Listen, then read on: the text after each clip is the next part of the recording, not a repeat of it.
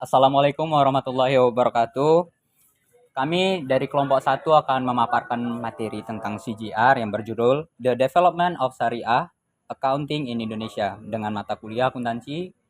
Dosen pengampu kita adalah Ibu Ilvi Rahmaputri, MSc.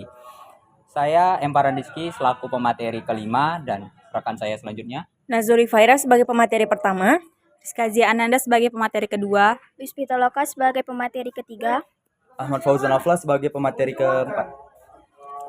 Oke, di sini saya akan menyerahkan kepada pemateri pertama, kepada Najwa, saya persilakan. Baik, di sini langsung saja saya sendiri akan menjelaskan tentang sejarah perkembangan standar akuntansi di Indonesia itu.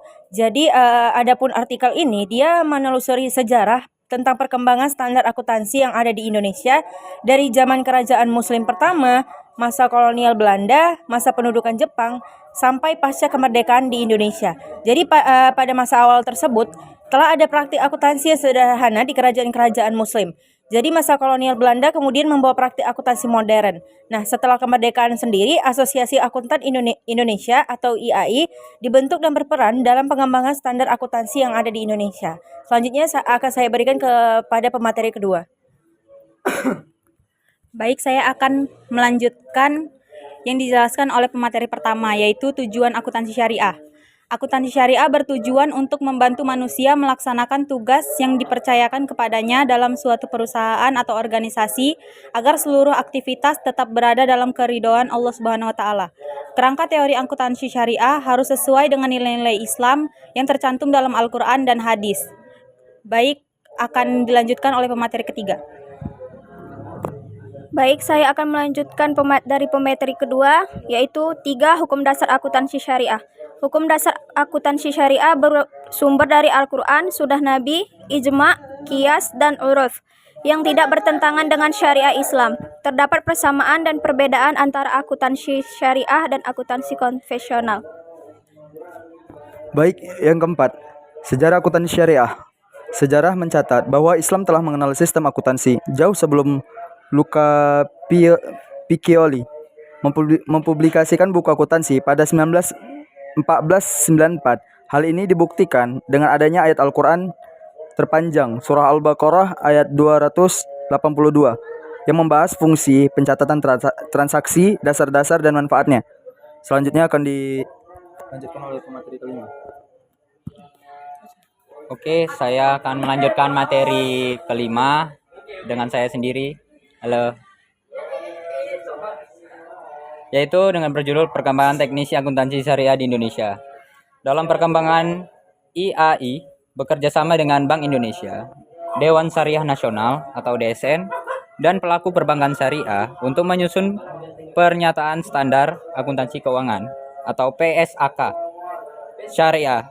Hingga saat ini telah diterbitkan PSAK 109 yang mengatur transaksi dan pelaporan keuangan syariah Indonesia.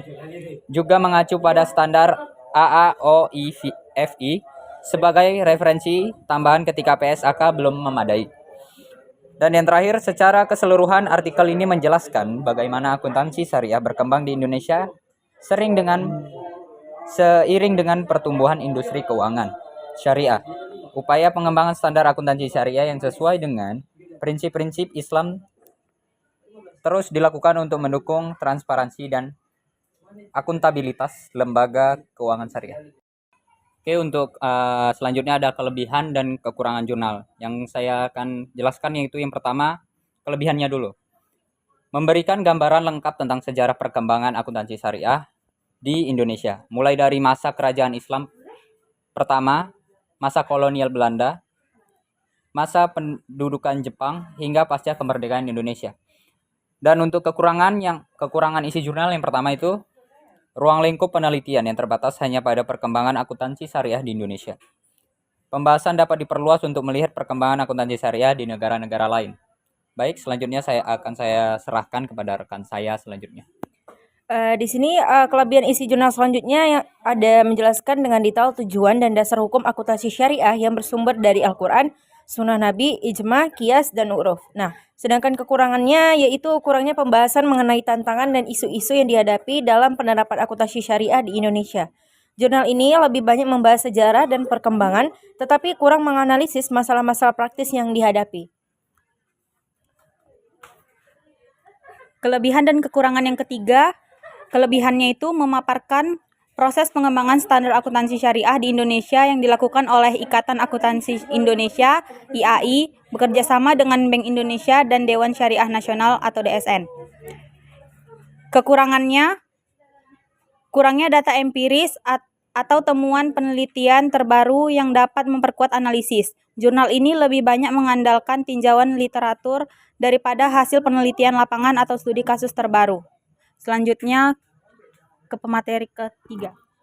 Lalu ada yang keempat, menjelaskan kerangka umum prinsip-prinsip akuntansi syariah yang dianut di Indonesia, yang disusun secara hierarkis mulai dari sumber hukum syariah, standar akuntansi syariah nasional, hingga standar internasional. Lalu ada kekurangannya, yaitu kurangnya pembahasan mengenai upaya-upaya yang dilakukan oleh pihak terkait, yaitu regulator, asosiasi profesi, dan praktisi untuk terus mengembangkan akuntansi syariah di Indonesia. Jurnal ini belum menyoroti peran-peran kunci pemangku kepentingan secara komprehensif. Lalu ke pemateri kelima.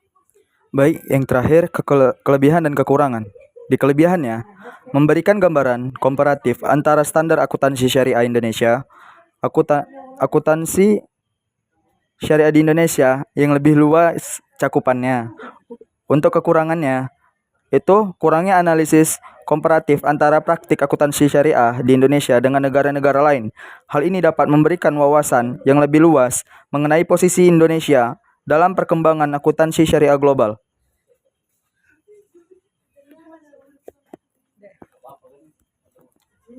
Oke, cukup sekian pemaparan CGR kami. Lebih dan kurang kami mohon maaf. Kepada Allah kami mohon ampun. Jika ada kekurangan mohon dimaafkan. Dan jika ada salah dan kata, kritik atau dan lain sebagainya kami mohon maaf. Oke, kami akhiri dengan mengucapkan wassalamualaikum warahmatullahi wabarakatuh.